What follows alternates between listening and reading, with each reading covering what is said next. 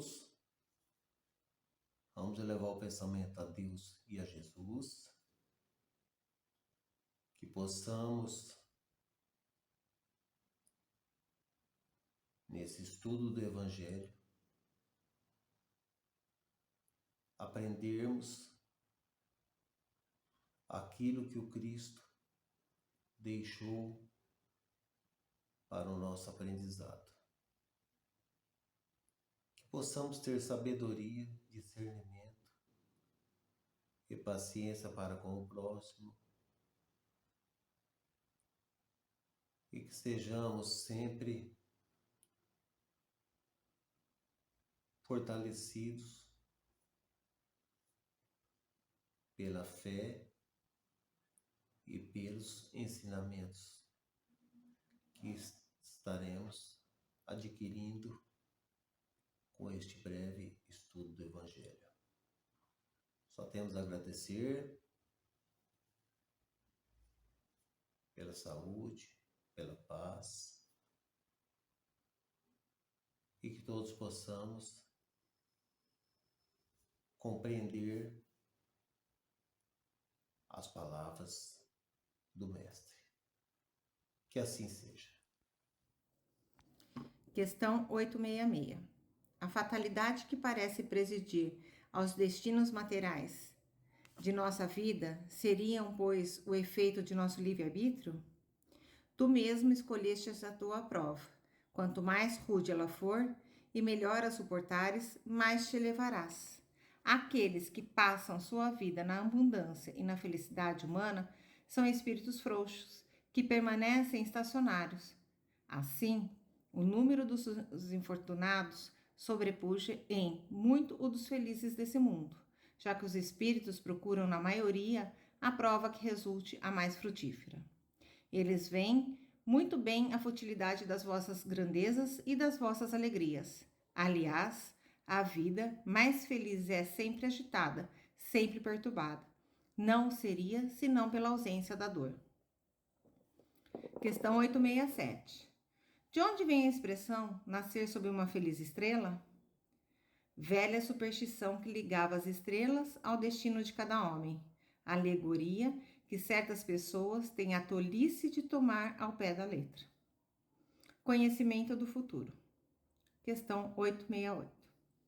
O futuro pode ser revelado ao homem? Em princípio, o futuro lhe é oculto, e não é senão em casos raros e excepcionais que Deus permite a revelação. Questão 869. Com que objetivo o futuro está oculto ao homem?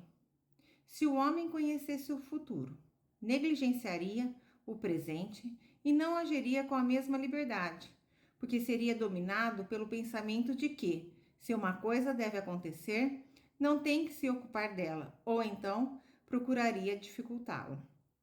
Deus não quis que fosse assim, a fim de que cada um concorresse para a realização das coisas, mesmo às quais gostaria de se opor.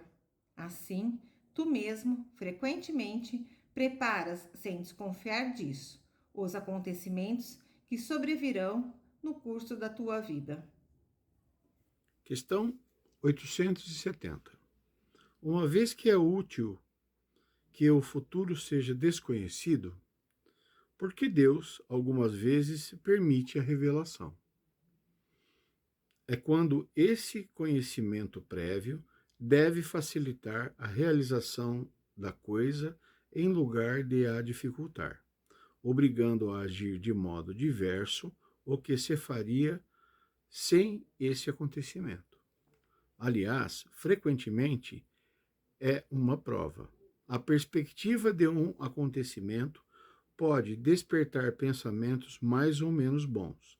Por exemplo, se um homem deve saber que receberá uma herança, com a qual não conta, poderá ser solicitado por sentimento de cupidez, pela alegria de aumentar seus gozos terrestres, pelo desejo de possuir mais cedo, talvez, desejando a morte daquele que lhe deixar a fortuna. Ou então, essa perspectiva despertará nele bons sentimentos e pensamentos generosos. Se a predição não se cumpre, é uma outra prova, a da maneira pela qual ele suportará a decepção. Mas não lhe será menor, por isso, o mérito ou demérito dos pensamentos bons ou maus que a crença no acontecimento fez nele nascer. Questão 871.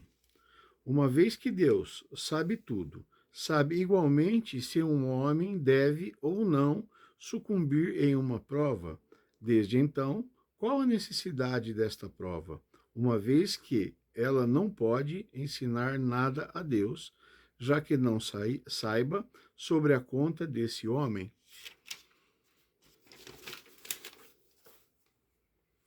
Com isso queres perguntar por que Deus não criou o homem perfeito e realizado? Porque o homem passa pela infância antes de atingir a idade adulta.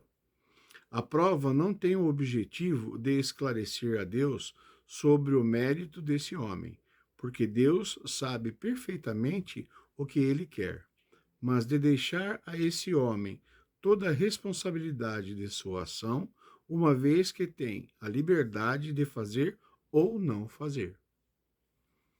Tendo o homem a escolha entre o bem e o mal, a prova tem por efeito o colocar em luta com a tentação do mal e lhe deixar todo o mérito da resistência.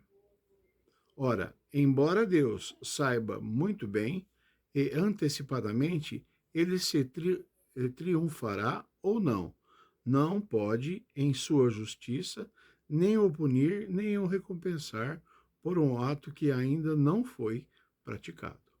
Tenha uma boa noite a todos. Vamos elaborar o pensamento a Deus e Jesus, a toda a equipe espiritual que está nos dando discernimento, sabedoria, paciência para com o próximo, desta breve leitura do Evangelho. Só temos a agradecer por termos a oportunidade de sermos melhor um pouquinho do que fomos antes. E esses ensinamentos que acabamos de fazermos, a leitura, possa nos dar-nos um pouquinho de sabedoria.